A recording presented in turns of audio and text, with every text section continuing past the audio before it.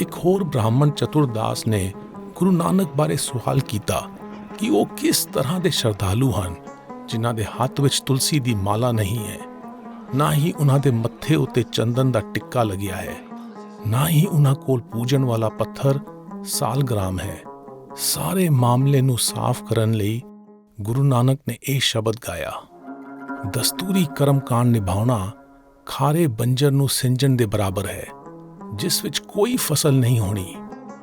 ਇਸ ਦੀ ਥਾਂ ਮਨੁੱਖ ਨੂੰ ਬੇਗਰਜ਼ ਸੇਵਾ, ਨੇਕ ਇਰਾਦੇ ਅਤੇ ਦਇਆ ਵਾਲੇ ਕਰਮਾਂ ਰਾਹੀਂ ਆਪਣੇ ਅੰਦਰ ਦੀ ਤਬਦੀਲੀ ਉੱਤੇ ਧਿਆਨ ਦੇਣਾ ਚਾਹੀਦਾ ਹੈ।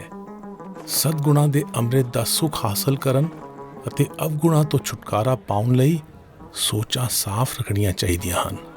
ਗੁਰੂ ਨਾਨਕ ਨੇ ਫਰਮਾਇਆ ਕਿ ਅਜਿਹੇ ਕਰਮਾਂ ਰਾਹੀਂ ਹੀ ਕੋਈ ਸੱਚਾ ਸ਼ਰਧਾਲੂ ਹੋ ਸਕਦਾ ਹੈ।